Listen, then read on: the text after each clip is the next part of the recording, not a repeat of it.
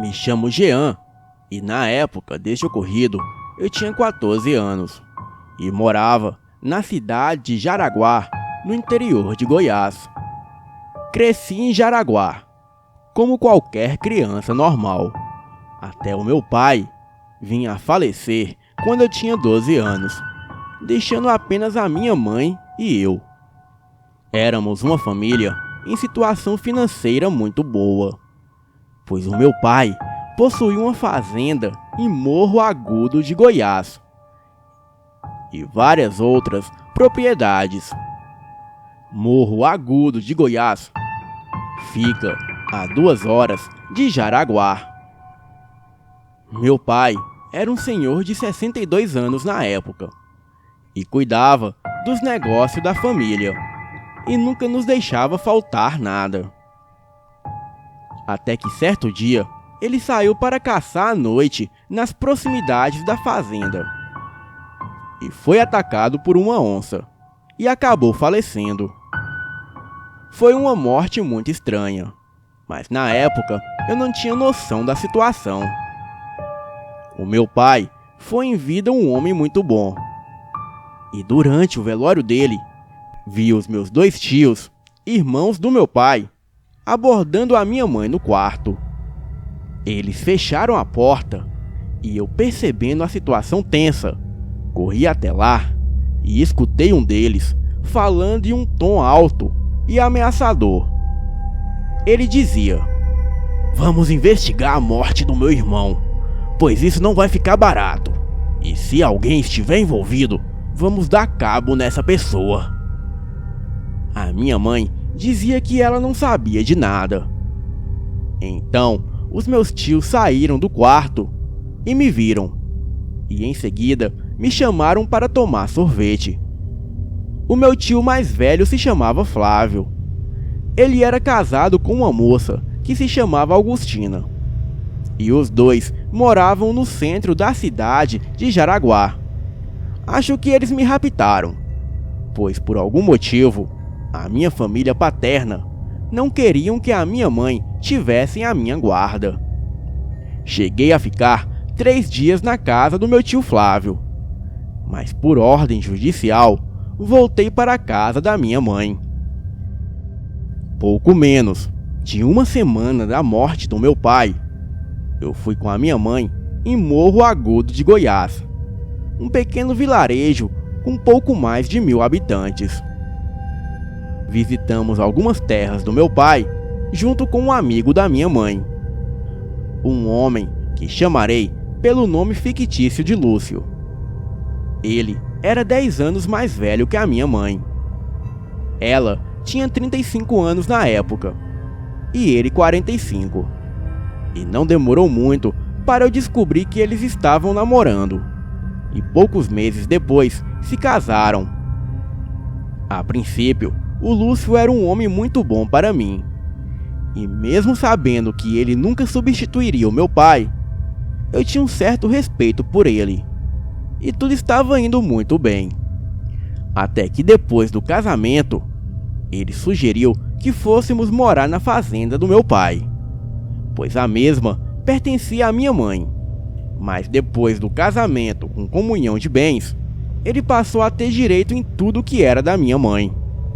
Eu não gostei da ideia de ter mudado de Jaraguá, pois os meus melhores amigos ficaram para trás, inclusive a minha namorada, pois naquela época era muito comum a garotada namorar no colégio. Assim que cheguei na fazenda com a minha nova família, logo conheci um garoto da minha idade, o Marcos. Ele era filho de um dos empregados da fazenda e nos tornamos melhores amigos. Muitas das vezes dormíamos junto e ele sempre me contava as histórias de terror que se passava naquele lugar. Inclusive, segundo ele, havia uma mata ali nas redondezas, que muitas pessoas já se depararam com a caipora. Bem, o meu padrasto passou a dormir fora de casa por muitas noites. E no outro dia cedo, ele chegava todo sujo e fedendo.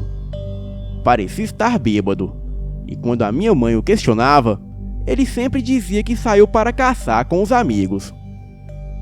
A minha mãe dizia para ele tomar cuidado, pois o seu ex-marido morreu durante uma caçada. Bem, o meu padrasto mudou o comportamento com a minha mãe. Estava frio e sempre a olhava de forma ameaçadora, mas fisicamente e verbalmente ele nunca a desrespeitou. Até que certo dia presenciei algo inusitado. Às vezes, quando todos dormiam, eu e o Marcos saíamos de madrugada para nos aventurar pela fazenda e tomar banho no lago em noites de calor. Até que Marcos escutou um barulho no celeiro quando passávamos lá perto. Eu, muito medroso, não tive coragem de ir até lá, mas o Marcos foi e voltou caminhando com uma cara de preocupado. Perguntei a ele o que estava acontecendo e ele falou: "Jean, é melhor você mesmo ir ver. Mas chega devagar, sem fazer barulho." E assim que fui até lá e olhei pela janela do celeiro, vi o meu padrasto transando com uma das empregadas da fazenda. Fiquei parado, sem reação alguma, e só me lembro dele olhar diretamente nos meus olhos. Saí correndo para casa, deitei na cama e fingi que estava dormindo. Uns 10 minutos depois, escuto a porta do meu quarto abrir. Eu, com os olhos entreabertos, vi que era o meu padrasto. Ele ficou ali na porta me observando por uns 30 segundos. E depois fechou a porta e saiu. Fiquei com muito medo naquela noite. Mas nos dias seguintes, ele agia como se nada tivesse acontecido. Até que a minha mãe precisou ir até Jaraguá resolver alguns assuntos. Ela ficaria fora de casa por 2 dias. Eu já era grande, tinha os meus 14 anos e sabia me cuidar. Além do mais, ela confiava muito no meu padrasto. Fiquei meio desconfortável com ele em casa, ainda mais pelo que presenciei ele fazendo. Mas para minha sorte, a casa da fazenda era sempre cheia de pessoas que trabalhavam lá transitando. Mas depois de um longo dia cansativo, estava eu no banho. Isso era por volta de 7 da noite, pois sempre tomava banho antes de dormir. A porta do banheiro não tinha tranca, afinal éramos uma família. E foi aí que o meu padrasto entrou.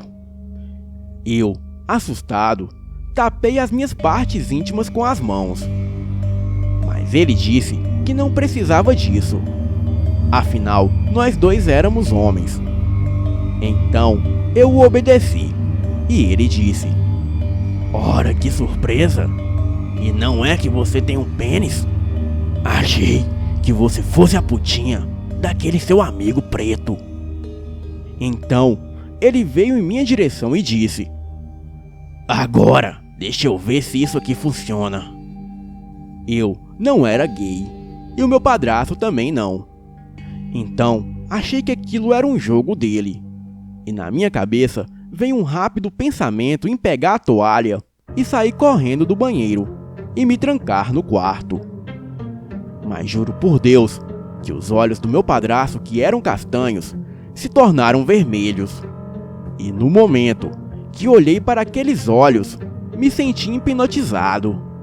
Não sei se era medo ou magia, sei lá. Só sei que eu não conseguia desviar o olhar daqueles olhos. Ele chegou até mim e colocou as mãos nas minhas partes íntimas. E eu ali sem reação, sentia nojo e muito medo. Mas foi aí que o meu padrasto começou a exalar um cheiro muito forte. E logo percebi que era um cheiro de urina. Porém, era um cheiro extremamente forte. E logo comecei a sentir muito tesão. Daí, o meu padrasto disse: "E não é que isso aqui entre as suas pernas funciona mesmo?" Quando menos percebi, ele já estava completamente despido. E eu não esboçava nenhuma reação. Apenas deixava ele fazer tudo o que queria. Quando ele acabou, ele disse: "Eu tinha um segredo com você. Agora você tem um segredo comigo. Então, vamos continuar sendo a família que sempre fomos." Eu estava arrasado e me sentindo um lixo, pois havia acabado de transar com o marido da minha mãe. Eu só chorava, e a minha vontade era de matá-lo. Um dia na aula, estudei que os lobos-guará usam a urina para hipnotizar a fêmea e deixá-las com muito tesão. Isso poderia até fazer sentido se eu não fosse homem. Mas o pior ainda estava por vir. Já havia se passado 2 dias, e aquele episódio do banheiro não saía da minha cabeça. Então, nos dias seguintes, a minha mãe viajou novamente, e eu estava sozinho no banho. Até imaginei que ele poderia aparecer, mas isso não aconteceu. Então, fui até o quarto, e escutei os gemidos de uma mulher. Assim que cheguei até lá, vi o meu padrasto com outra empregada da fazenda. Eles estavam tendo relações sexuais na cama da minha mãe. A porta estava entreaberta. Era como se ele não se preocupasse em ser visto. Eu fiquei um tempo observando e não resisti à cena. Então, me masturbei ali escondido, vendo os dois tendo relação. Não sei o que estava acontecendo comigo. Pensei até em dar um fim na minha vida, mas não podia abandonar minha mãe com aquele sujeito. Depois que a mulher foi embora, escutei o meu padrasto indo tomar banho. E desta vez, eu, motivado pelo tesão, entrei no banheiro e já fui para cima dele, o beijando. Então, ele virou e disse: "Não sabia que o efeito agiria tão rápido. Mas você tem que tomar cuidado, ou poderá trazer problemas para mim." Não gosto de contar esses episódios da minha vida, mas para entenderem melhor o relato, tudo isso é necessário. E para que saibam que aquilo que ele fazia era um tipo de magia sedutora, pois ele conseguia seduzir qualquer pessoa apenas com seu cheiro. E eu não pensava em outra coisa a não ser no meu padrasto. E sempre que a minha mãe dormia, ele ia até o celeiro e eu já estava lá, completamente nu, o esperando. Ele fazia aquilo comigo como se fosse um animal. E mesmo me machucando muito, eu gostava. A situação começou a sair do controle quando eu passei a sentir ciúmes da minha mãe com ele. E quando ele ficou uma semana sem encontrar comigo à noite, eu passei a ameaçá-lo, dizendo que se ele não aparecesse aquela noite lá no celeiro, eu contaria tudo a todos. E as pessoas ficariam sabendo o que ele vinha fazendo comigo.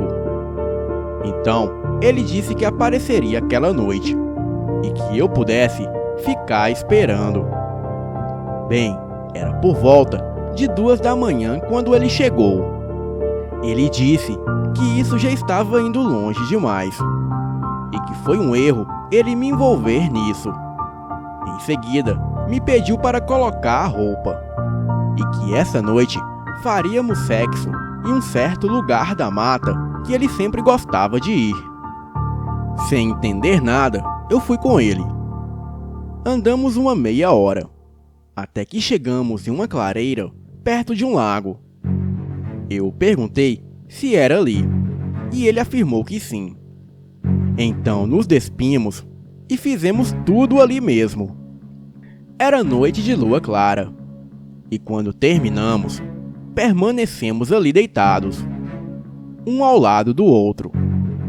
E ele disse que queria me contar uma história.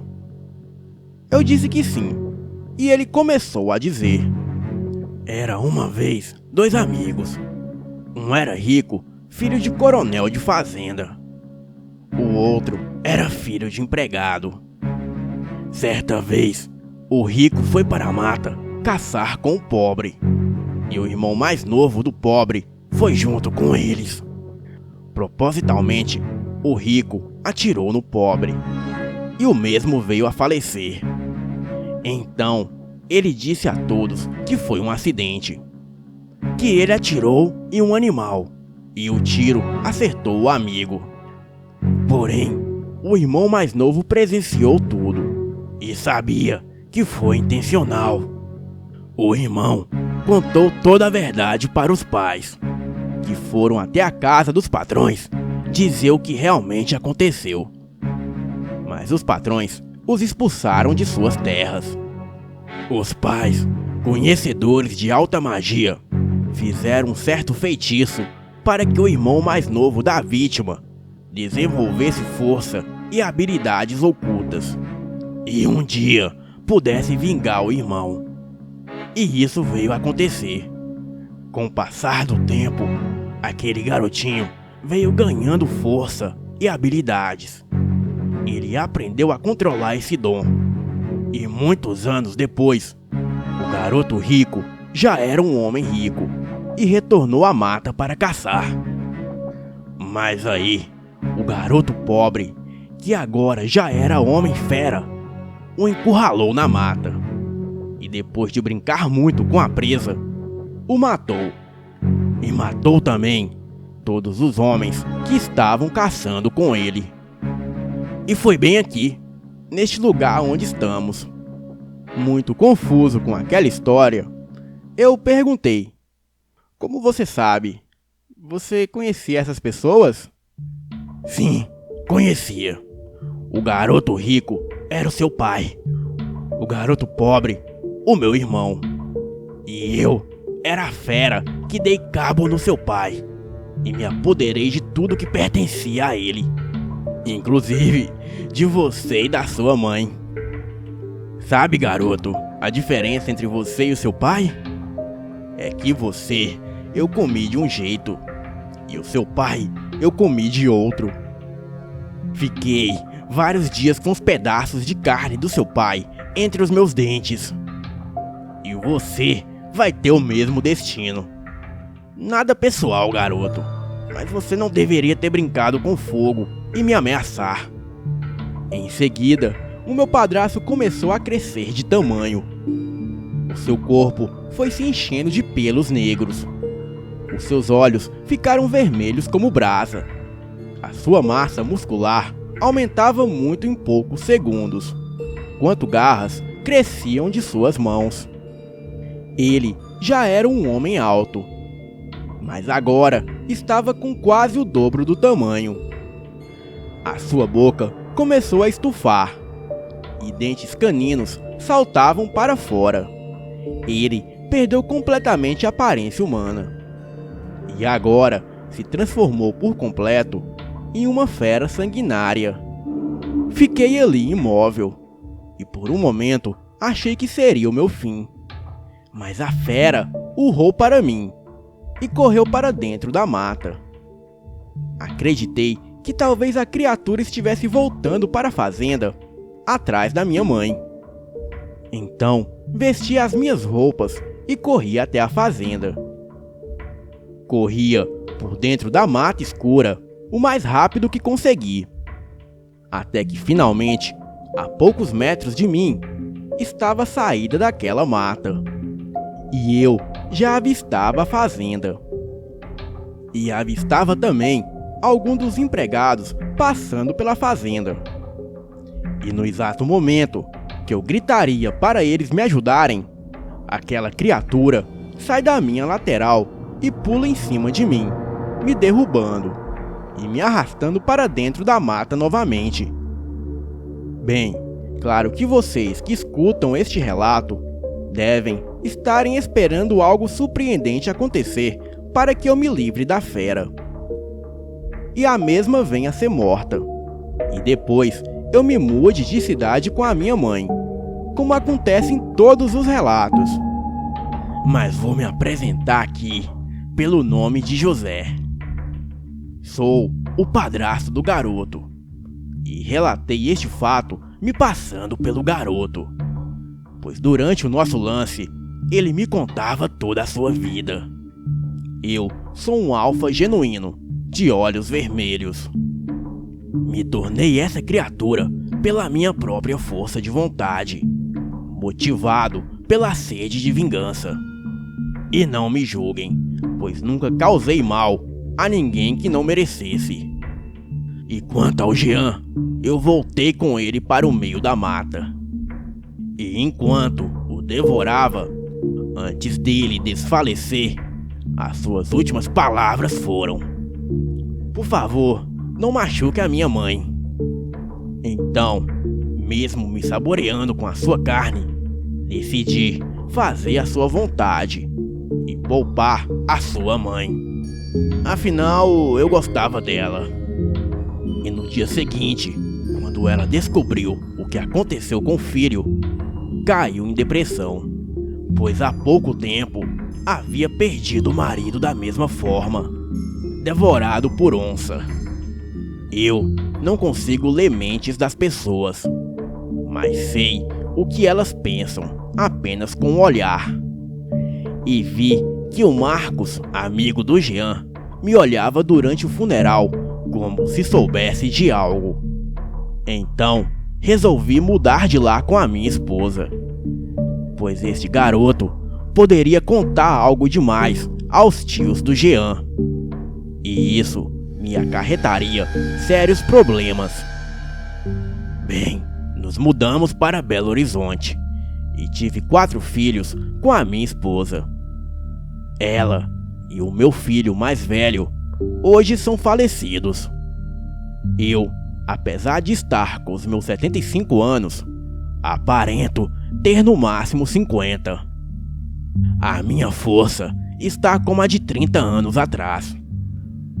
Porém, desenvolvi uma cirrose devido à bebida. Achei que era imune a tudo, devido ao meu sangue lupino. Bem, parece que essa doença acabaria comigo bem antes, se não fosse a minha alta imunidade e poder de regeneração das células corporais. Mas talvez, devido à minha idade, isso tenha se deteriorado. Gosto de brincar com a vítima. Gosto de brincar com a mente das pessoas, assim como fiz com todos vocês que leem ou ouvem o meu relato. Pois o mais assustador é que tudo isso é real. Outros lupinos que talvez escutem isso possam me identificar pela minha história. E sabem que a nossa linhagem não conta mentiras. Prometi a mim mesmo que não morreria sem antes confessar os meus pecados. E aqui estou. Quero apenas alertar todos aqueles que possuem sangue lupino que a vingança não compensa, pois este é um fardo que você leva por toda a sua vida. Boa noite.